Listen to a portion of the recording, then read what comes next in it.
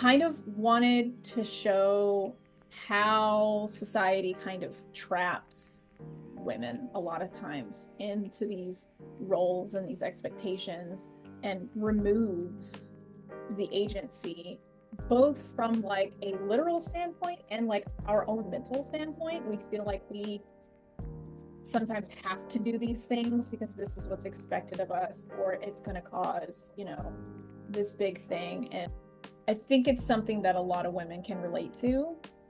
And I think it's important to show a realistic character in that situation and her journey to reclaiming her own agency.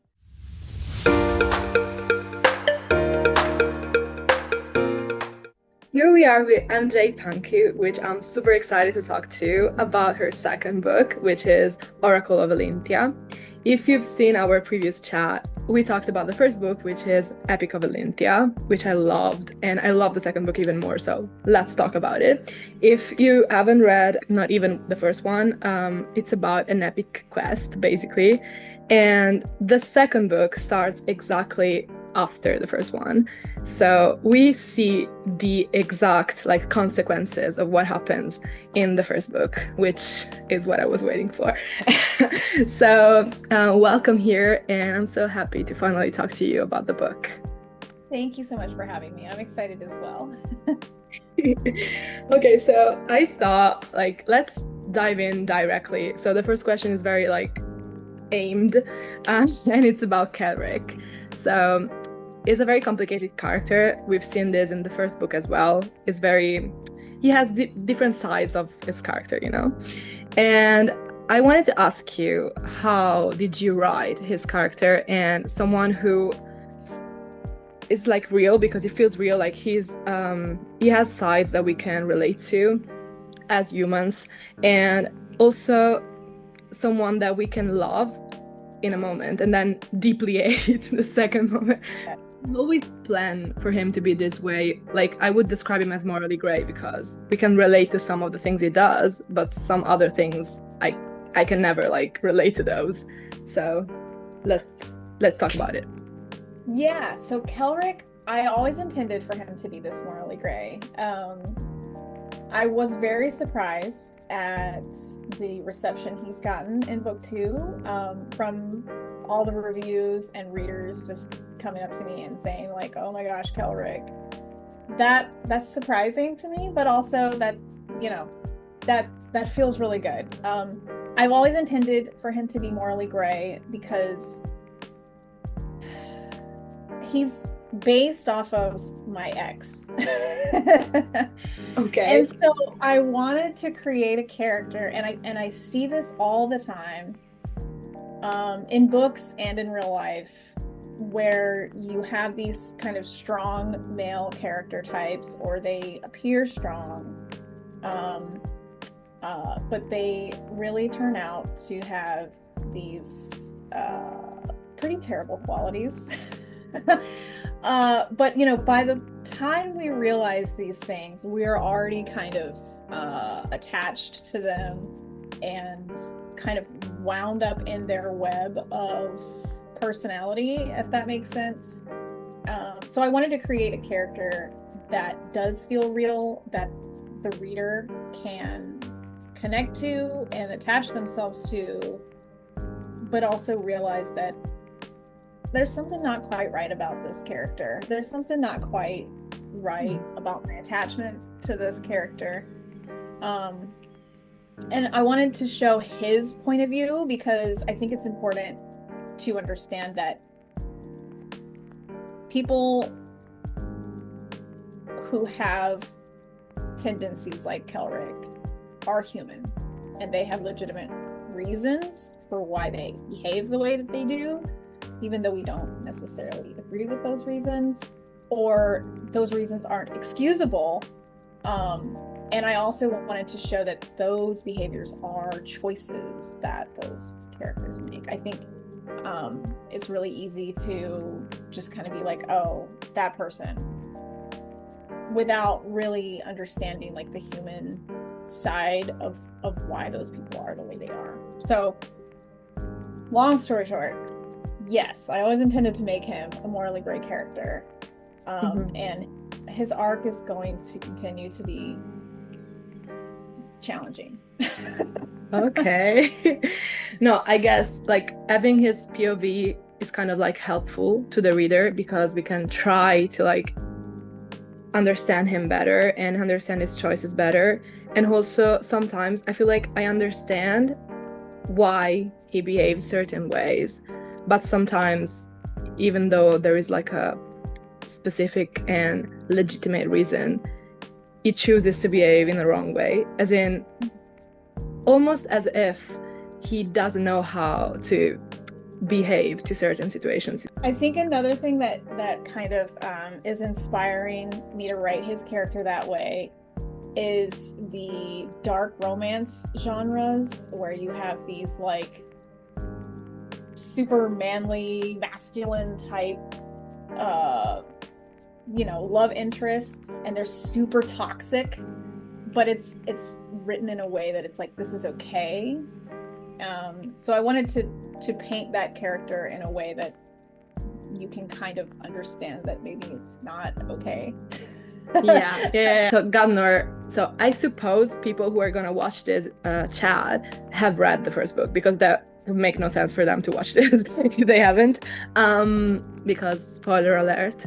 So Gadnor is a very important character, and we've discovered why he's so important at the end of the first book. And I feel like it takes on this role fully in this second book, as in it is always described as very gentle. And in this book, I feel like he steps into his role a little bit more, and he has a more decisive role, meaning kind of changes the way he behaves, in which we can see how his character grows from being the old Gadnor, so the one that didn't know his real role in the world, and the one that now knows. So I wanted to ask you, why did you think this was the right time to make him step into the role, and how was that impactful to the story? So all of these characters are kind of based a little bit on myself and like my own personal journeys throughout my life. And Gadnor is definitely the part of, he kind of embodies the spirit of my early teenage years when I was super awkward. I didn't feel very seen. Things were kind of hard to wrap my head around, like, why am I here? I was very shy, very kind of absorbed a lot of things that I probably shouldn't have.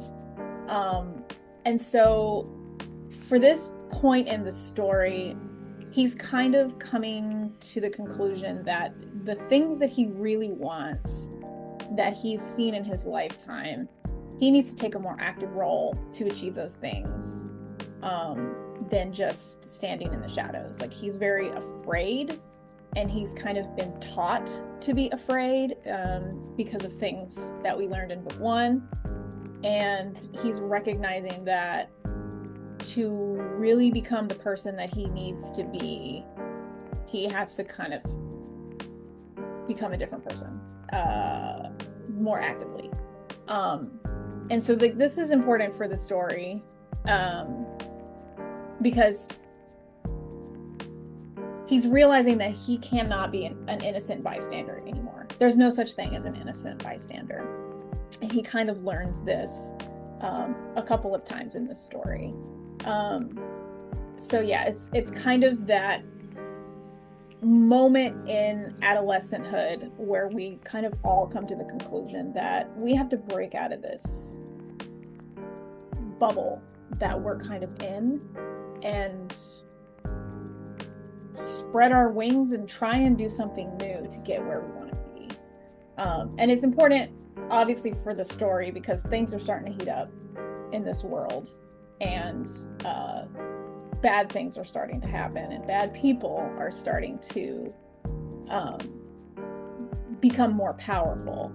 So he can't just stand by and watch the people that he cares about be hurt by these people. So he's kind of both being forced to branch out, and also he's actively choosing to do so. as part of his, kind of growing up process, coming of age, if you will. Yeah, no, it feels like his role also requires him to behave this new way. But it's so cool, like for me, it was so cool to see him like being a little more present, you know what I mean?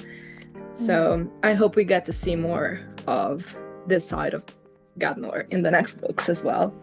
Yeah, he's kind of getting fed up with his brother's shenanigans too. Yay. Kelric still kind of trying to, suppress, his role and his, his personality a little bit. And Gadnor's getting kind of fed up with it at this point too. So we're kind of seeing that as motivation for him. And talking about people who are fed up with Kelric, I think it's time we talk about Gonivein.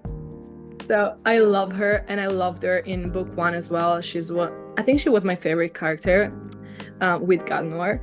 And so she's also very different from book 1 in book 2. And I think you portrayed her and her struggle with being also the person that she has to be. So like, she takes on a very important role in society because of her marriage with Kelric. But she has very strong feelings about it, and strong feelings about her marriage because things that have been going on. How did you portray, and you try to portray and convey her struggle between her like internal feelings, like personal feelings, and also her taking on her role as Oracle? And so also, how did you manage to show the growth between Gonivein in book 1, which was very, I would say, immature in a way, and Gonivein in book 2? So Gonivein is a tough character to write because she has been through so much, and she is in a very difficult position because she does not want to be here. She doesn't want to be in this relationship with Kelric anymore. She has realized things about herself at the end of book 1 that were kind of always there. She just didn't understand, didn't know until it was too late. And so she's dealing with the consequences of her own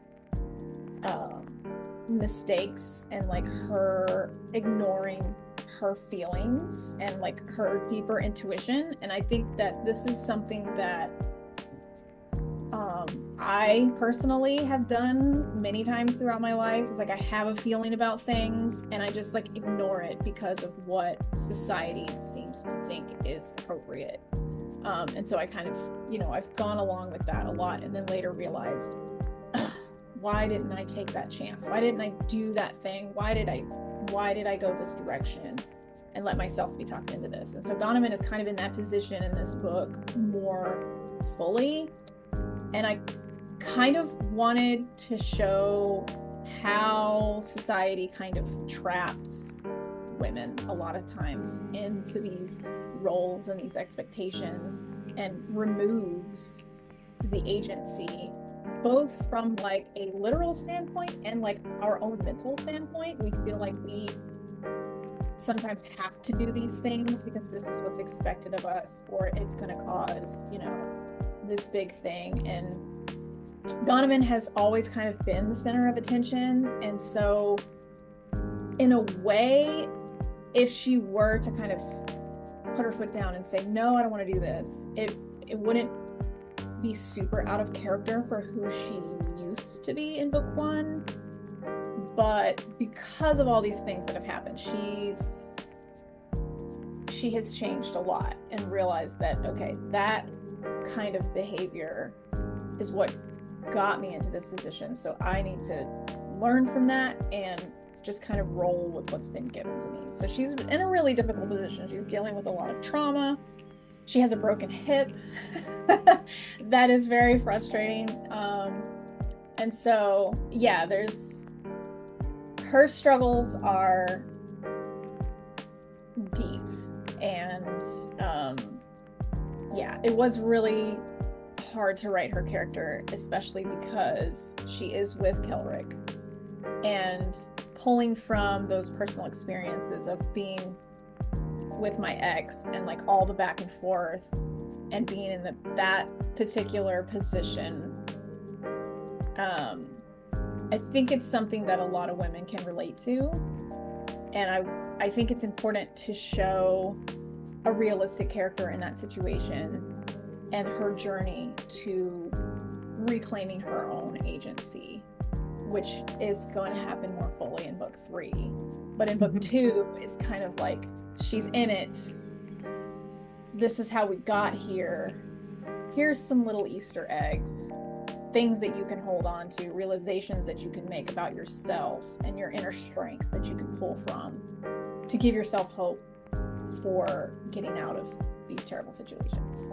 So I wanted to talk a little bit about Thor and Gadnor. So like them as a thing, as in their relationship is very special. I feel like it is, and it could be more. And I like the bond that they're forming, as the friendship that is forming between them. And I feel like it's very unique. And I feel like Gadnor is also realizing it, kinda, by the end of the book. So can you tell us a bit about writing about their relationship, their friendship, or whatever it is, and will we be seeing more of it in the next books? So yes, we will be seeing more of that in the next books. And this is a very special relationship to me too, because I want to show how two people can form a relationship without garbage interfering, and without things like toxicity being involved and things like that. Because even with Dargos and Forluna, there's a little bit of toxicity with their relationship. You know, there's secrets being kept and like other things with them. And then obviously Gonivein and Kelric are just and so this is kind of my project to show how a friendship can become something healthy and not toxic and turn into something a little bit more. So spoiler alert, it does become something a little more that is going to develop over the course of books 3 and 4.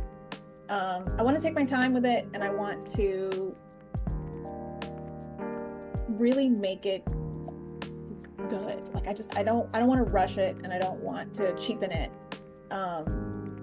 But yes, we are going to see more of them. And Gadnor and Tor are kind of coming from a similar background of, you know, not being treated well by their families, not being treated well by their fathers in particular. And just kind of both of them are just kind of out here trying to figure out who they are and how much power they really have over their own lives. And they're going to kind of bond over that shared experience. And yeah, we are going to see more of that in book 3. Yeah. I also wanted to say, so in this book, so book 2, we have also a new point of view, which is, I don't know if I'm pronouncing it correctly, like Litaniva's point of view. And I feel like that's a very required point of view, because it adds a lot to the story. So my question is, what made you decide that we needed her POV, and what does it add? Like, why do you think the reader needs their point of view? Why do they need to see through her eyes to understand better the story? So, in the earliest drafts of this story, the actual main character was Litaniva. Okay. I don't remember exactly when it devolved away from this, but Litaniva has always been one of the main heroines of this entire epic. And so her point of view has always been very important to the story, to show not just a strong female character, but a flawed one that has a lot of drive and knows what she wants and is willing to do what she needs to do to achieve it. And you know, she's gonna run into a lot of things, a lot of obstacles along the way. But her point of view has always been important for the story, not only because it shows like a different aspect of the war, but it also gives us a little bit more insight into the main antagonist, which is Charixes. Because I feel like at this point it's been a very one-sided thing. Like, we're only getting the rebellion side of the war. So I wanted to show a little bit more about the antagonist side of things, and she was a good way to reveal those types of things, but also kind of tap into what's going on with the gods, you know? Mm-hmm.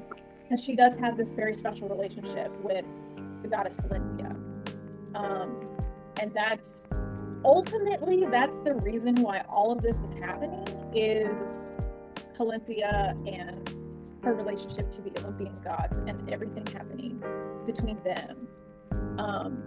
So she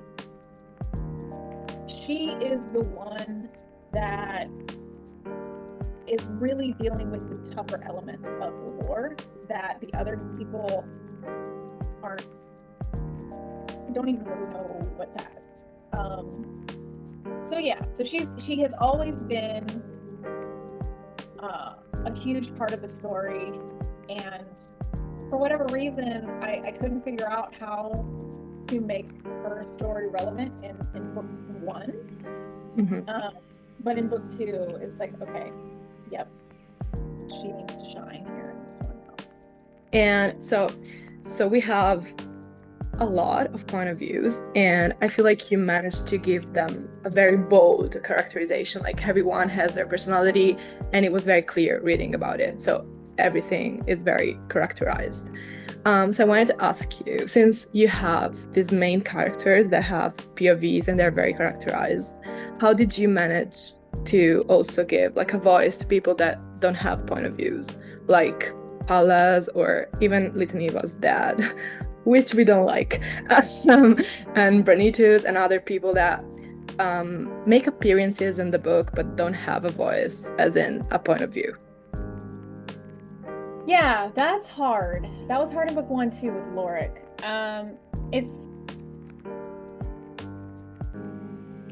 It's hard because we don't get to see what they're thinking, and we don't get to see why they make the choices that they make. All we get to see is from the main character's point of view and how they perceive what these characters are doing. And so that makes it difficult. But I think strong side characters are always a benefit to every story, because it's not just about the main character. I mean, it is, but it's not. Like, life affects everybody, even when we don't, we can't see everybody's point of view. They still matter.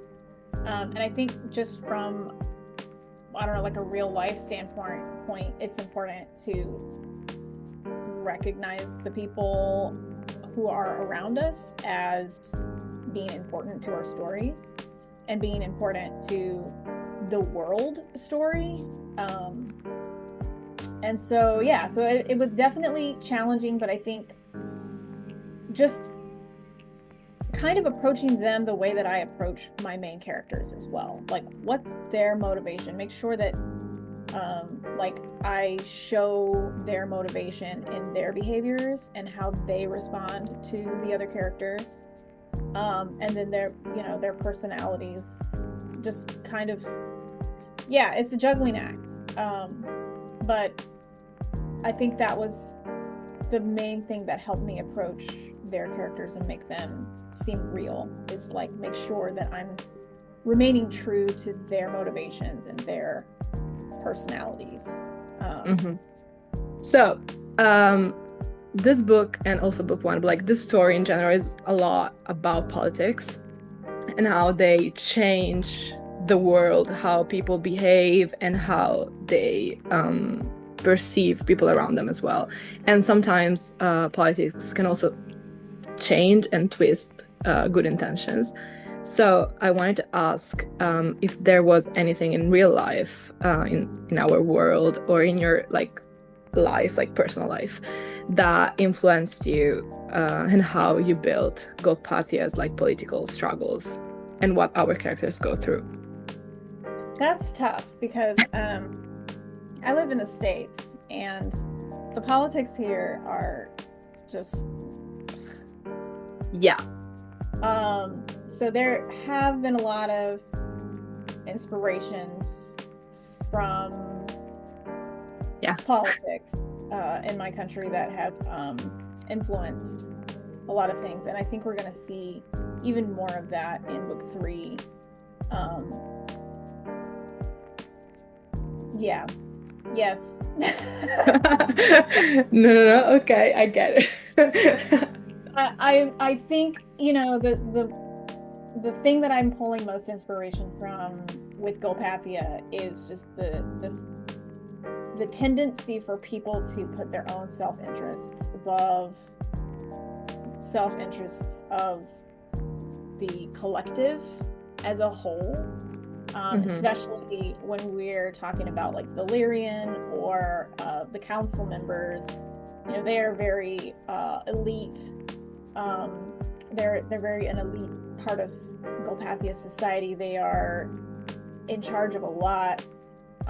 They have a huge influence in a lot of things and a lot of clout in a lot of things. I think in book 2 we had Alypius and Aphastes, and they are in charge of the food supply. Basically, they own, you know, the sheep farms, and they run the fishing outfit. So it's like their word has a lot of weight, and they are very interested in making sure that their self-interests are advanced through these discussions. So, you know, at the expense of other people, which is not unlike things that I see every single day on TV. Yeah. So yes, it is very much influenced. As I already like mentioned, everyone is like in the same place in this book except with Aniva, but that's another story. But in book 1, so Epic of Helinthia, it felt more like a journey. It's like everyone was like traveling to some place, or you know. So was that a deliberate choice that you make, like this shift, like because it feels like completely different, you know, like everyone is like traveling or everyone's completely stable in the same place? Was there like a reason why you made this choice? Not really. Okay. Book 2 was actually supposed to be book 2 and 3. So the things that happened in book 3 were supposed to also take place in book 2, but as I was writing it, it just became too long. And that is a problem with writing multi-POV books, is that you have, you know, a certain amount of words that are logical to have in a book, but then you have to split it between however many character POVs you have in order to develop those characters, you know, efficiently. And so as I was going through, I was like, okay, there are way too many things happening with each of these characters for me to be able to cram all these things from book 3 into it as well. So it got split into 2 books.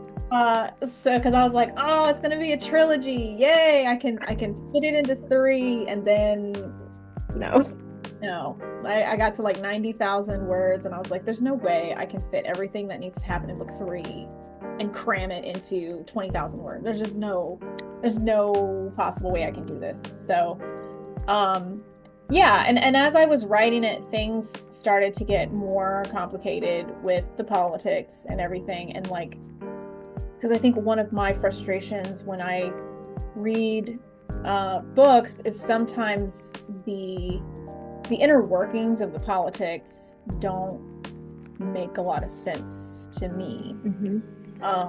And so I didn't want to do that in my book. I wanted the threat that they were facing to be real for the reader as well. And that just required a lot more words. And so it wasn't like super intentional. I knew there was going to be quite a bit of time that took place in this one spot. I just wasn't anticipating it being an entire book's worth of time. But okay. Yeah. But that's cool though, because it feels like there's like a shift from book 1 to book 2. So I feel like it's cool. Let's talk about gods. So we said already that we see a little bit more of them. So like there is like an active role for them as well. We see it with Litaniva and Helinthia, of course, but we also see other gods. The question is, so you decided to show their involvement in the politics and everything that happens with these characters, and they are shown to be more ominous rather than reassuring as we might think gods are. Was that like a deliberate choice? Why did you choose to portray them this way? And can they also be both? So yes, I think they can be both. The reason why I decided to portray them this way is that this is a story that is based on Greek mythology, and all of the Greek mythology books that I have read and the stories that I have read do portray gods as very angry, with a tense and a, I guess, propensity to become angry if things do not go their way. For example, Poseidon in the Odyssey, like he went on a rampage. Even Hera in the Iliad, we saw how she just obliterated Troy, eventually got her way with that, and then chased Aeneas across the world, trying to destroy him as well. So I think it can be both. Athena was very loyal to Odysseus in the Odyssey, so I wanted to portray both sides of the gods in that way. Like, yes, they can be very wrathful, but they can also be very benevolent and lenient, just depending on who you are and what you do, and how you respect them, because they are powerful beings, so you don't want to tick them off.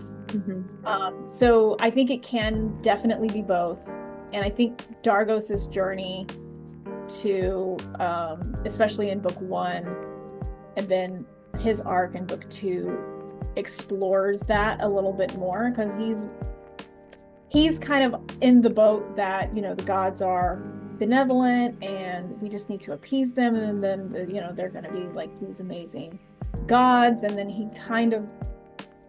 his knowledge of this expands in book 2, and he starts to see the other side of things a lot clearer. So yeah, that was intentional, and I think mostly because I want to stay faithful to the source material, which is ancient Greece. I want to talk a little bit about like the ending, because when I read it I was like, what the fuck? So it was like a little bit of a shock, and I feel like it was a shock for other readers as well. So of course, no spoilers. What can you say? What can you tell us about what's going to happen in book 3 and 4, if you want? How this thing that happened at the end of the book is gonna like have consequences on the characters and on the story in book 3.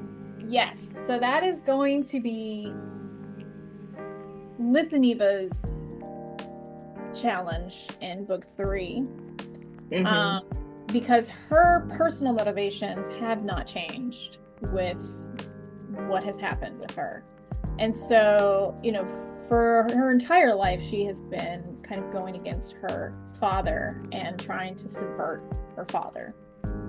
And now it's kind of taken up a notch, and it's going to lead to a lot of conflict in book 3, and a lot of compromises on her part that she does not really want to make. It's gonna result in a lot of difficult decisions for her, but it is going to be front and center of for her. In a lot of ways, the things that happened at the end of book 2 are going to be decisive in their character arcs. So it's not just like a thing that happens along the way. It's like the thing that changed everything for these characters. Yeah. I'm scared. So, yeah. Talking about these characters, we've seen their arc and how you changed them in the way their characters behave as well. But what are your hopes and dreams for them in book 3 and 4? And if you were not the writer, so like if you were just like a normal reader, what would you like them to achieve, like as a final goal? That's hard to answer because I know what happens to these characters. Yeah, true. Sometimes writers have to write things that are not like happy. So maybe you have other like hopes and dreams for them if you were not the writer. Yeah, I think you know, I think if I was the reader and I didn't know what was going to happen with these characters, I would like them all to, you know, obviously defeat the bad guy and live happily ever after. It's going to be a little more complicated than that for some of these characters. Great. Not to say that it's not going to happen for some of the characters, but it's going to be complicated, and I think it's going to be surprising for some readers as well. So is book 3 already finished? Book 3 is not finished. I'm halfway done with book 3. Okay. I have several of the ending chapters written, and I'm like writing the middle there because like I know how I want that book to end. I know how I want the series to end. I know how all of my characters are going to end up and like the major things that happen along the way to get them there. And it's just it's filling in the pieces and making it a realistic journey, or a journey that the reader can understand and be invested in. I don't want to rush it. I don't want to cheapen it, and I don't want to lose that connection that the reader can see themselves in my characters. I don't want to lose that, and that's what's making me take my time writing it. I would love for this series to only be 3 books. Oh my gosh. But their story is... No, if it has to be like a 4th book, let's make a 4th book. Yeah. That's what I say. Yeah. It would change the whole story. Like the way that these characters have been living inside my brain. Some chapters that I write, it feels like I'm remembering it and writing it down. The others are a little bit more challenging to write and fill in the blanks. But for the most part, these characters kind of have a mind of their own, and they're going to come out how they want to come out. So last question, like connected to what you were saying. I remember when we spoke last time, you were telling me that when you were I asked you about your writing process, I think, and you said something like that the characters tell you what they want to do, what they're going to do, and you had this moment you were like listening to Gonivein and what she wanted to be happening to her, and I wanted to ask you, like, does that still happen to you? Like, is that like a thing for you as well right now with this book? Yes, absolutely.